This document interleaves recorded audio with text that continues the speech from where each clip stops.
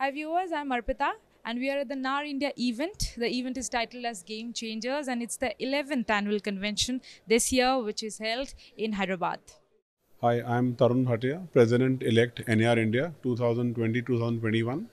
I take over as President NAR next year, next September. So welcome to our show. Thank you. So the first thing is this, that the real estate sector is one of the largest employment generators in our country. So what are the challenges that this sector faces?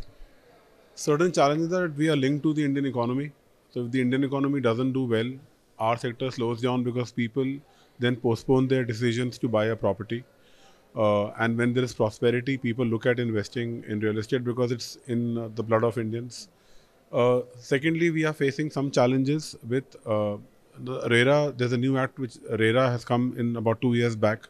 So when it's a new act, people are still learning, and the act is also being amended. So the projects which were before RERA are struggling a bit because now they have to comply with these new regulations. The new projects which have come, they are RERA compliant, so there is no issue with that. But the earlier projects are facing some challenges. Uh, but the government is proactive looking at it, and they are amending RERA, which protects the consumer. It also protects the developer's interest as well as the realtor's interest. One challenge which we are also facing is GST. Um, it was earlier 12% of the cost of the property with input credit to the customer. A lot of developers were not passing on that input credit to the customer because their purchase was at 18% GST. So just imagine someone buying a property of 2 crores and they have to pay 24 lakhs tax on that GST. Plus, when their flat is ready, they also have to pay stamp duty. So it was a factor which was affecting the sales. Thankfully, in this budget, the GST was reduced to 5%. So now customers are happy, but some developers are not happy because their purchase price still remains at 18%. One issue which we realtors are facing is that our brokerage entails an 18% GST. So suppose if I bill someone at say 2 lakh rupees for my brokerage, we have to bill for 2 lakh 36,000. Most developers and clients are not comfortable paying us this 36,000. So then what they do is they give us that 2 lakhs only. Okay, GST is your issue, which results in that GST we have to pay from our own pockets. So it's a loss for us personally.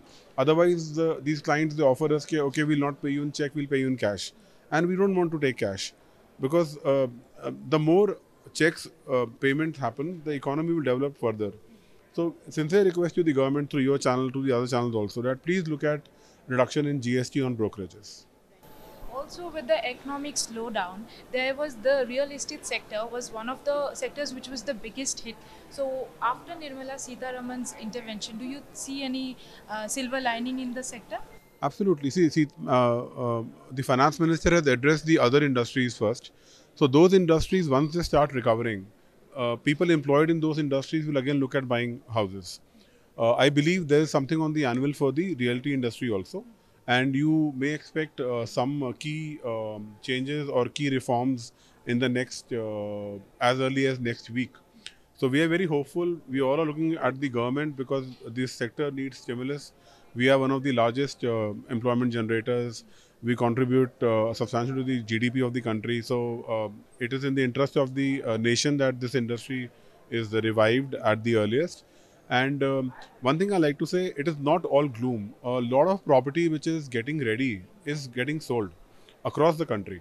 So we have noticed that where the projects are a little delayed, or where the buyer sees that the possession will be given a little later, they are postponing those buying decisions. But where the projects are ready, people are buying them, and inventory is just flying off the shelf. So the problem is not with ready to move in inventory, the problem is with under construction inventory. There also, because of the reduction in the bank funding and the NBFC funding, developers are struggling.